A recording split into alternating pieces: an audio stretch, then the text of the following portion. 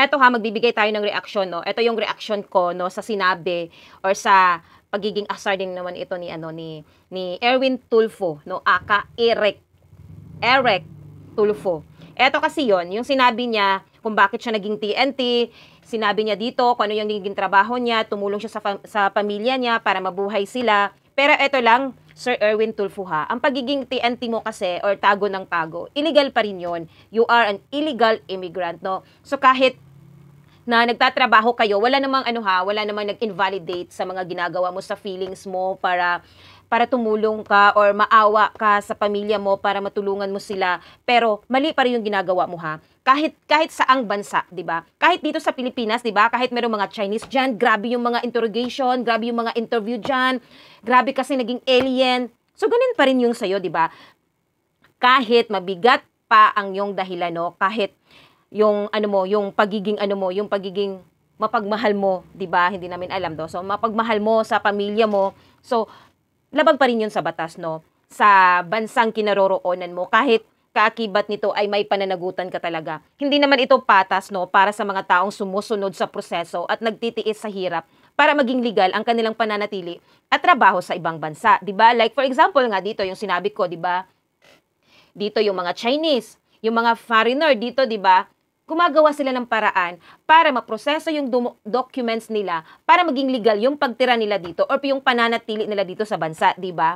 So kung ikaw tago ka ng tago kasi nga syempre inamin mo pa napapagawa ka doon sa sa parang kung dito sa Pilipinas napapagawa ka sa recto para sa mga documents mo na illegal. So mali rin 'yon. So yun yung yun yung mga dahilan kung bakit nasa isip ng tao na hindi na kayo mapagkakatiwalaan. Kasi yun yung yun yung way ng tao na eto yung taong hindi mapagkakatiwalaan, yung integridad mo, 'di ba? Lalo na sa aspeto ng paglilingkod mo sa gobyerno. So kung meron ka palang siguro kung meron kang mga ka-close na mga tao or merong mga maghingi sa iyo ng tulong na kahit illegal, gagawin mo pa rin 'yon kasi walang nakakaalam. Maghihintay na lang kayo na mabisto kayo, 'di ba? 'Yun ang totoo. At hindi naman 'yon tama. At eto 'yon ha. Malamang dishonesty yun. Hindi ka mapagkakatiwalaan, Sir Erwin. So, sorry ha. Hindi ka mapagkakatiwalaan. So, hayaan mo ang taong bayan na magdesisyon kung iboboto ka ba or sinasabi nila na sinisiraan ka. Hindi naman yun paninira dahil totoo yun. Ang paninira po, yung isang bagay, yung pananalita ng isang tao na sinisiraan ka, paninirang puri. Pero dahil yun ay totoo at inamin mo na mismo nagpagawa ka ng mga documents dyan sa Amerika na parang andito lang sa sa recto para makapag-TNT ka. So, illegal yon. Yun lang yung masasabi ko ha, yung yung hindi mo masisisi yung mga tao na pagdudahan ang iyong integridad, no? Lalo na sa aspetong paglilingkod sa gobyerno. Yun. Kaya pakinggan natin to. Ito na po yung kwento, makinig ko kayo ha, yung mga vlogger, yung mga kung ano-ano mga basher at nagtotroll. Umalis po ako ng Pilipinas para mag-TNT po ako sa Amerika, tago ng tago. Ibig sabihin, undocumented po ako, undocumented alien, undocumented OCW. Kaya nga minsan yung mga OFW na nahuhuli dyan sa immigration, hindi pinapayagan ng immigration lumabas dahil alam na magti-TNT sila. Naawa ako doon, Bayadyo. I mean, naramdaman ko rin kasi yun. Na pupunta lang sila sa abroad. Siyempre, ayaw ng gobyerno natin sila mapahamak. Pero sila, gusto nila mag-abroad para makapagtrabaho. Yung mga yan, mga pinapauwi, hinaharang sa immigration, ang plano lang ho niyan ay makatulong sa pamilya. Hindi naman magwawalang hiyayan dyan sa ibang bansa. Pupunta ho sila doon para kumita, may padala sa kanilang pamilya. Ganon din po yung thinking ko nung ako ho umalis noong 1986 dito sa Pilipinas. Nag-TNT po ako roon. Okay.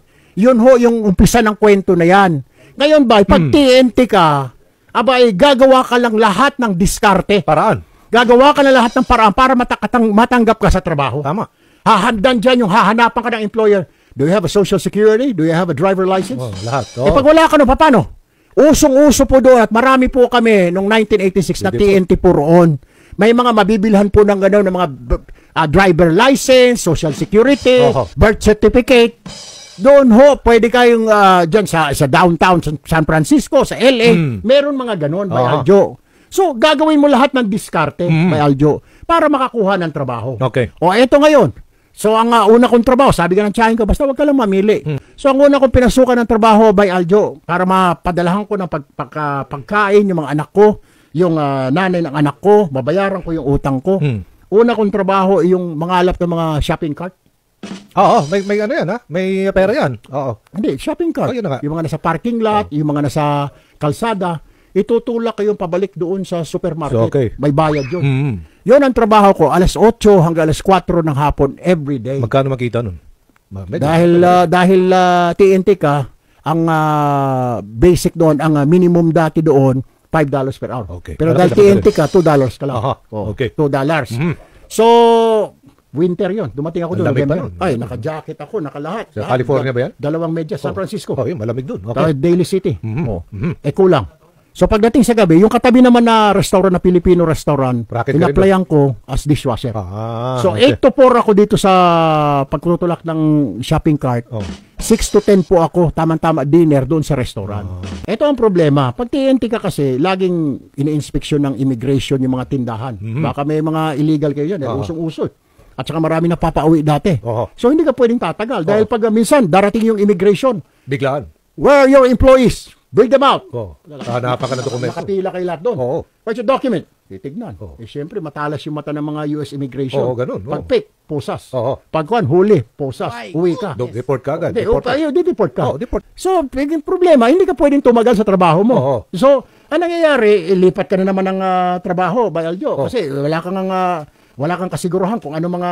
Lilipat-lipat para maiwasan talaga, no? Maiwasan yung inspection ng immigration. Yan ang nagiging problema. So, lipat na naman. Hanap ka na naman ng trabaho ngayon sa iba na naman. Kasi, na-kuryente na dumating na immigration doon Natiktikan ka na. doon sa plaza Parang Filipino plaza yun So, natiktikan ka na. Hanap ka na naman ng isang trabaho. Yung sumunod ka na trabaho, dito na sa may Oakland, California, nag-apply ako bagger. Lagay ng mga... Ng supermarket pa rin? Supermarket. Okay. Bagger. Kasi may experience na ako sa pagtutulak. Oo. So, bagger. Medyo tumaas-taas yung sweldo ko, $350. Okay. Bagger ako sa umaga by Aljo. Tapos, pagdating sa gabi, sa stock room. Ng the same supermarket? Iba naman. Iba naman sa stock room ng kwan yun Hindi ka natutulog ron? Stock room. Hindi. 8 hours ka, pwede kang 4 hours part-time. Full-time, part-time. Okay. Kasi bawal naman yung pareho mo ipo-full-time. Okay. Makakasuhan ng Department of Labor yung kumpanya. So, nagpo 4 hours ako doon sa, hindi ko sigurado ko sa Mervyn's ba yun o JCPenney, sa stock room. Yun yung kakamada ka, bubuksan mo yung mga kahon, i-display mo yung mga damit, kayo yun, gabi yun, graveyard. So, yun ang naging trabaho ko sa stock room. Tapos, para makatipid by Aljo, bago ako umuwi, pag may nakikita ako yung mga homeless, yung mga kainan. Street dweller, yung mga street dweller. Merong mga ganun, yung mga soup kitchen. Yan, sa San Francisco, uso yan. kaya pala, Soup kitchen, yung mga simbahan, yung mga kumbento, nagpapakain. Pipila ako by Aljo doon. Ilang beses ko naranasan yun dahil para makatipid, kasi ibili mo ng mga hamburger, ito libre. Pipila, masarap din naman. Bibigyan ka ng sopas, may mga sahog. Minsan, mayroon silang mga mashed potato. Ang gustong-gusto ng mga homeless, mashed potato. Tapos may sabaw lang na sarsa. Parang yung sa mga KFC, gano'n. May mashed potato. Laban na yun. Pipila ko para doon. Para makatipid lang by Aljo.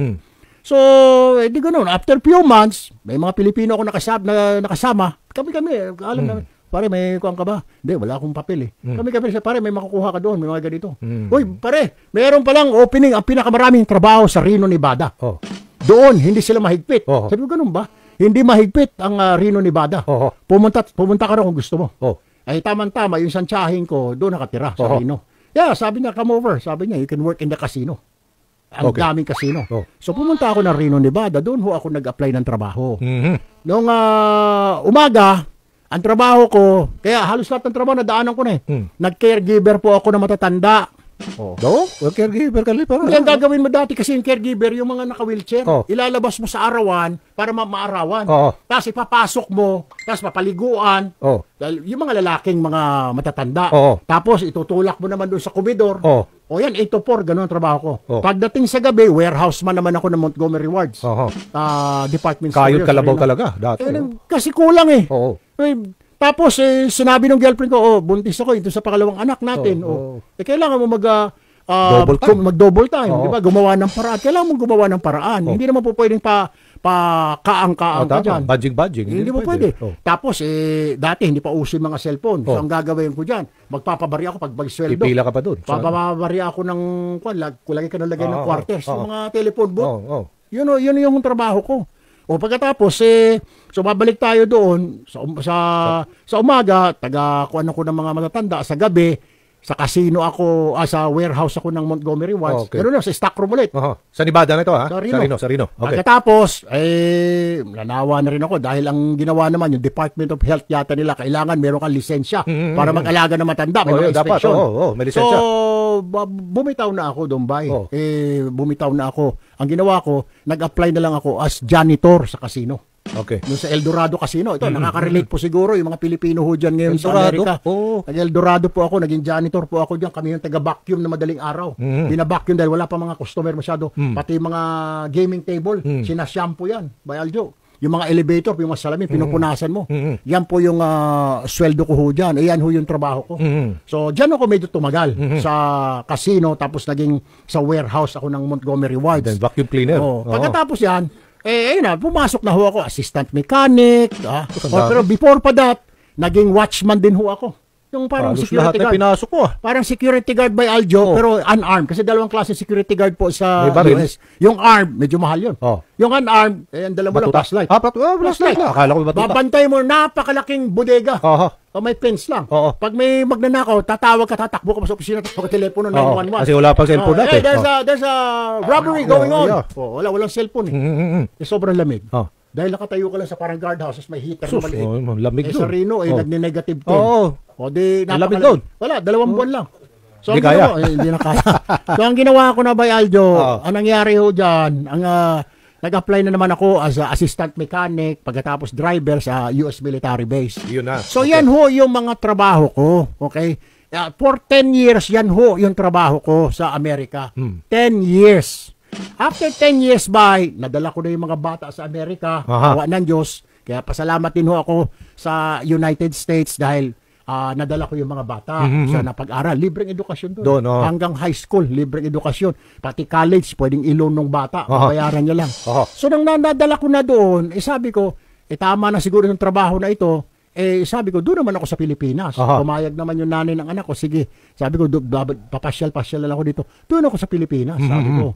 So, ito na nga. Kaya nga ako nabalik dito sa Pilipinas. Nagtrabaho na po ako. Una kong trabaho dito sa ABS-CBN. Okay. Reporter. Nag-aabot na tayo doon. Nag-aabot tayo doon. Sa ABS-CBN. Tapos kung naalala mo, di ba, pinahawak pa sa akin ng Hoy Gising, yung public service program. Dahil si Manong Ted Pailon, nag-congressman. So, ako nag-take over. Unfortunately, bumababa na yung rating ng Hoy Gising, pinasara. Ang nangyari tuloy, dahil nakita ko ng tao sa mga coverage, ako nilalapitan, hinihingan ng tulong. Erwin Tulfo, may sakit yung anak ko, Erwin Tulfo, yung asawa ko nakulong. Ang ginawa ko, nagtayo ako ng action center doon sa labas mismo ng ABS, doon sa kanto ng Mother Ignacia. Yan, at napuntahan ko rin yan. Yung mga pumipila doon, marami. Doon nag-umpisa yung public service office ko. Since 2000 yon by Aljo. Hanggang ngayon, bukas pa. Pero nandiyan na sa Mother Ignacia ngayon. Eto ha, Sir Erwin Tulfo ha. Kung susuriin ha ang patakaran sa konstitusyon, alam mo yan. Alam mo kung nilagay mo sa utak mo, yan. Kung ano yung konstitusyon ng Pilipinas, di ba? Alam mo, ayon sa Artikulo 4, no, Section 2 ng 1987 Constitution, ang pagiging natural born Filipino ay isang mahalaga, no, para sa pagtakbo sa posisyon sa gobyerno.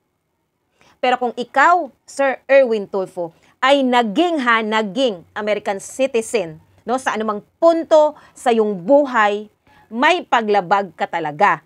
May paglabag ka sa batas ng Pilipinas. Kahit ano pang sasabihin mo na wala kang nilabag, pero kung ikaw ay may dokumento na ikaw ay isang American citizen, hindi ka pwedeng tumakbo, no, any position sa gobyerno. At sinasabi mo pa na wala kang kaso. Anong walang kaso? Meron ka pong kaso. Kaso, hindi lang siya scam. Iba lang yung kaso mo. Diba? Sa ganun nga, meron ka nang kaso sa pagbibigay ng yung mga pahayag ng mga kasinungalingan, libelous, diba? Convicted ka na nga, diba? Pero, ini-insist mo pa rin na wala kang nilabag, wala kang kaso. Lagi mo namang sinasabi dyan na number 1 ka sa lahat ng survey. Diba? So, talagang confident na ikaw ay mananalo. So, let's see. Diba? Alam naman natin kung sino talaga yung ilalagay ng taong bayan dyan. Ano na lang yun? God's will. Kung talagang ilalagay ka sa posisyon na yan. Pero, napaka-questionable po ng iyong pagkatao. Yun po. Yung sinasabi nyo na tumutulong kayo dito sa mga mahihirap, kahit hindi pa kayo wala pa kayo sa posisyon sa gobyerno, tumutulong na kayo, di ba? Natural. Parang sinasabi ninyo na, ganito kami mga Tulfo, tumutulong talaga kami. Well, nasa sa inyo naman yan. Marami naman talagang humihingi sa inyo ng tulong. Pero, kung babasihan natin yung mga nangyayari ngayon sa Pilipinas, may naitutulong ba kayo sa problema gaya sa PhilHealth? Di ba? Nagsisigaw ba kayo ng hustisya para sa mga miyembro at sa dapat may subsidiya na ibibigay ang gobyerno? Di ba wala? May malalangang problema ang Pilipinas ni hindi nga kayo di ba? Sumisigaw or hindi nga kayo tahimik kayo. Yun yung words. Tahimik kayo sa mga issue ng Pilipinas ngayon. Pero sa pagtulong, yun naman talaga ang lagi niyong sinasabi na tumutulong kami sa mahihirap, ganito kami sa mahihirap, may mga humingi sa amin ng tulong, ganyan, ganito. Ay, nako, ganyan, lumang kwento. Si Erwin Tulfo ba ay Pilipino o Amerikano nga ba? Ayan ko. Alam mo, Bay Aljo, para magkaintindihan tayo. Okay. Bago ko sagutin yan, ang sasabihin ko lamang ay ganito. Kailangan malaman ng taong bayan, umpisahan ko kung paano, saan nagsimula si Erwin Tulfo, saan nagsimula ang aming pamilya. Okay. Ang tama po yun, yung nabasa ho ninyo, Tacloban, Leyte, doon po ako pinanganak. Okay. Ang akin pong ama ay isang sundalo, rose from the rank, from sargento, naging opisyal. Yung nanay ko po ay wala pong trabaho dahil sakitin. Simula nang pinanganak ho ako, hanggang namatay na lang ilang buwan ago, lagi pong may sakit yung nanay ko, kaya hindi ho nakatikim ng trabaho, hindi nagtrabaho. Binabanatan tayo dahil number 1 ho ako sa survey. Malakas kayo. Doon po sa mga tumitira na vlogger, mga basher, number 1 po ako since last year pa, June. Sinabi ko na sa nanay ko, pero nanay ko po ay nalungkot. Nabubuhay pa yung nanay ko. Sabi niya, hindi nakakatuwa yan. Sabi ko, bakit? Kasi anak, titirahin ka niya. Ubarang ka talaga dyan. Pagdating sa eleksyon. Ito na nga ho, nagkatotoo na yung sinabi ng yumao kong ina. Lahat po ng survey, Pulse Asia, SWS, Tangere, Lelo, lahat po, Okta Research. Lahat po ng 8 ho yata nagsasurvey, number 1 po ako. Okta Research. Ano hong gagawin natin? Pagkatapos may tumitira pa yan. Dala-dalawa, sobra-sobra may magkapatid pa. Ano magagawa natin? Yun yung tingin ho ng tao eh. Ang dahilan siguro dyan, dahil tinatanong ako, bakit ka number 1? Siguro po yung performance. Nagmamanifest. Wala pa po kami sa gobyerno. Hindi pa po ako congressman. Si Rapi ay hindi pa rin senador. Tumutulong na po kami. Naikukumpara po kami sa ilang mga opisyal politiko ng mga kababayan natin. Lumapit po kami kay ganun, sir. Wala pong binigay. Ang binigay, pampalibing, nagbigay lang po ng 100. Lumapit po kami kay ganun. Ang binigay po ay 50 pesos, pampalibing. Kaya dito po kami lumalapit. Hindi pa po kami dyan, mga opisyal ng gobyerno. Lahat po kami kay Ramon, kay Ben, kay Rapi, ako. Nakita ho siguro ng mga tao. Siguro ang tao na ho nagsabi, ilagay kaya natin ito sa gobyerno. Testingan ho natin. Siguro naman kay Sen Rapi, hindi naman ho kami napahiya. Tingnan nyo naman ho, tuloy-tuloy yung paglapit sa kanya pagtulong. Ganon din ho ako. Araw-araw ho, dito sa Mother Ignacia, may mga tao ho dyan, humihingi ho ng tulong. Hindi ho namin tinatanggihan. We are different from other politicians because we walk the talk. Hindi rhetorics. Ginagawa po namin kung ano sinabi namin, ginagawa po namin. Huwag niyo ho kaming gayahin sa iba dyan. Mamaya na, bukas na yan. Sir, kailangan ho ng ganito. Sa amin po kasi, pag may nangangailangan, ibigay mo na kung kaya mong ibigay ngayong araw.